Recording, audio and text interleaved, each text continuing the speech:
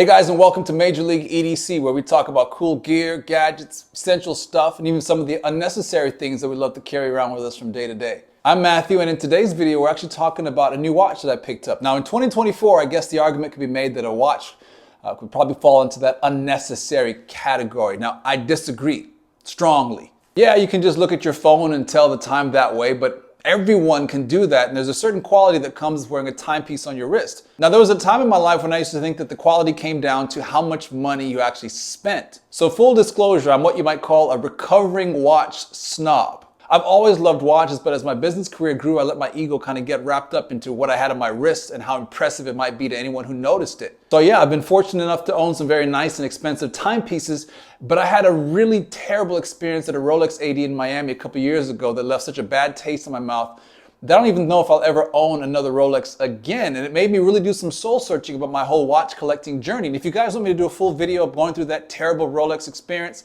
let me know in the comments, all right?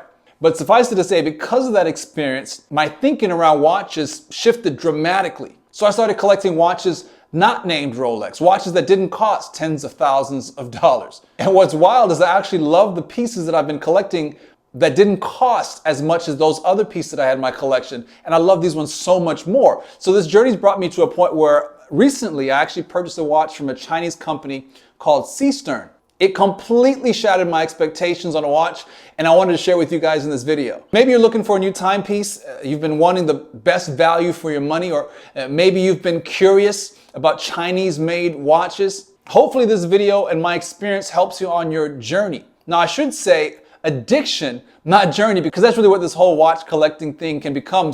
You've been warned. All right, so here's the watch. This is a Seestern 62 Mas homage. It's modeled after the Seiko 62 Mas, which is a diver's watch that was first introduced in 1965 and was Japan's first diving watch. The 62 Mas was designed for maximum reliability and legibility in harsh conditions, and it laid the path for the development of many other Seiko dive watches. The 62 Mas is a nickname that comes from the first two digits of its reference number, 62, and MAS, or MAS, which stands for Automatic Self-Dater. It had an automatic movement and a water resistance to 150 meters, and the watch proved its reliability when it was used by members of the Japanese Antarctic Research Expedition from 1966 to 1969. A few years back, Seiko did a limited edition recreation of that iconic watch, updating the design a little and boosting the water resistance to 200 meters. The watch is powered by the new caliber 6L37, the first movement from the slimline 6L family, and it was made expressly for dives watches, and it actually boasts an accuracy of around plus 15 to negative 10 seconds per day. Seiko made 1,965 watches available for this limited edition reissue. Retail price is right around $3,500. So that's the watch that the Seestern 62 Mas is an homage of. Now this whole homage idea could be kind of controversial, and if you're not familiar with the concept, an homage watch is not an exact copy of another watch's design. It's supposed to be inspired by or pay tribute to that original watch, but they're very similar. And in this case, the Seestern 62 Mas homage, you're getting a very, very high quality piece at a fraction of the price of the original. And when the watch actually arrived, I honestly wasn't sure what to expect. I'd actually never bought a watch on AliExpress before, and if you're not familiar with that website, that's like Amazon but for Chinese products. No. That actually didn't sound right, because that's what Amazon kind of already is, except they've got 2-day shipping. Well, with AliExpress, you're actually buying directly from China. Now, you're still buying from a reseller in most cases, but the prices are a lot cheaper than if you were making that purchase in the United States. The shipping times are a lot longer, though, so just something to be aware of. This watch actually took around 2 weeks to get to me here in the United States. And when I opened up the box, I gotta admit, I was absolutely shocked. This watch has the look and the feel of watches that go for thousands of dollars. And I actually chose the red dial since the original by Seiko doesn't have that color option. Plus, I didn't have a red dial watch in my collection, so that fit nicely. Seestern has several different dial options: red, blue, black, and gray. And you can get them on a rubber strap or on a bracelet. You can also choose between having a lumed pip at the 12 o'clock or having luminous markings on the bezel all the way around. Now, before we actually get into the details of the watch, I thought we could talk just a little bit about Seestern, the brand. And that's actually going to be a really short conversation, because there's not that much information I could find online about the company, except for the fact that they call themselves a Chinese micro brand, not a watch factory. According to their website, Seestern Watches was founded by a respected enthusiast and talented watchmaker named Coco. She and her team have been in the watch business for more than a decade and primarily focus on complications such as tourbillons and chronographs, but they've recently branched out into producing dive watches. And that's actually one thing that I noticed with these Chinese micro brand companies. their branding, their marketing language is just way behind other micro brand and big brand watch companies. But if the 62 watch from Seestern is any indication of the quality that they can actually produce, I'm willing to look past that. So let's get into the watch itself. Okay guys, so here we go. Switching perspectives a little bit. This is that absolutely beautiful 62 homage from Seestern. I'm going to point out some of the things that I like right off the bat, as well as we'll definitely be talking about some things I don't like.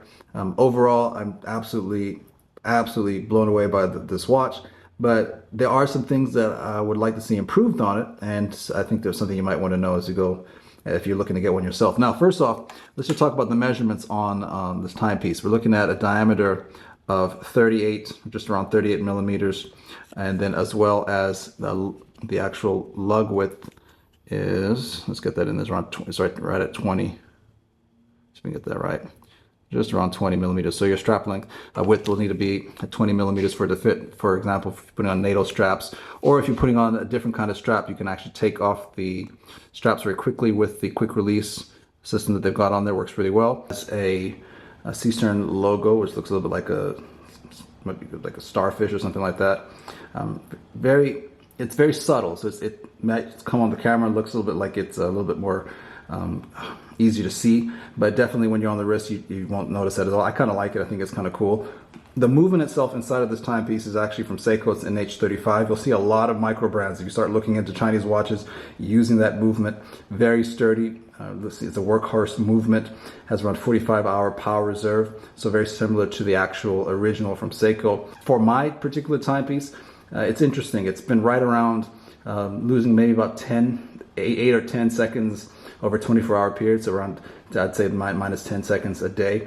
I don't think it's been regulated from the factory, or excuse me, Seestern calls himself a micro watch company, so a micro brand. So I don't think that they actually are regulating these straight out of production. So you can take it to a watchmaker and have it regulated. That's what I'm going to do. Just haven't had a chance to take it over.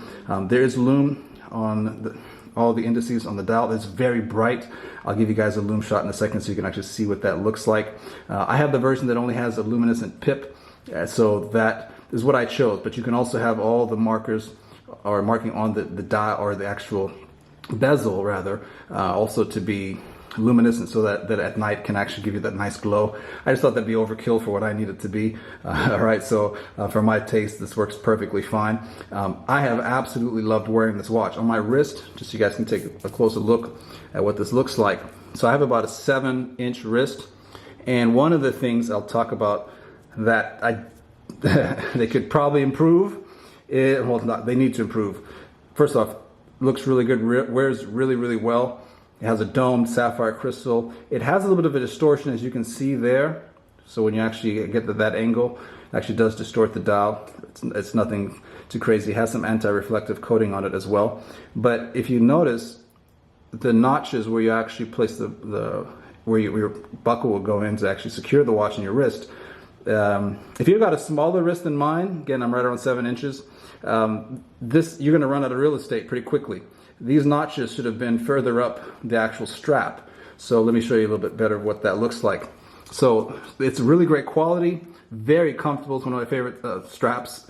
But these notches, they give you a ton of them, but they're all the way down here.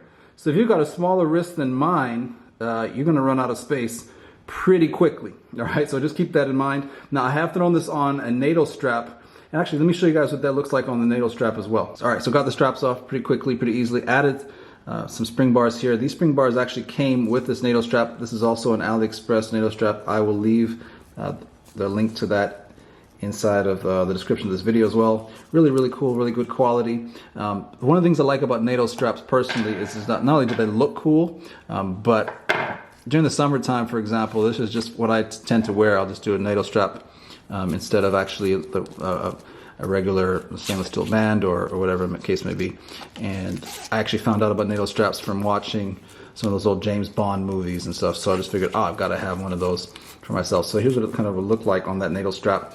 And now when you put on with the NATO strap, it will wear a little bit differently. I feel like it wears a little bit larger, at least on my wrist. You'll see here because of that extra space that it leaves, right? So it definitely starts to wear larger. But let's take a look at what it will look like here. Let me fold over that. that loose end right there.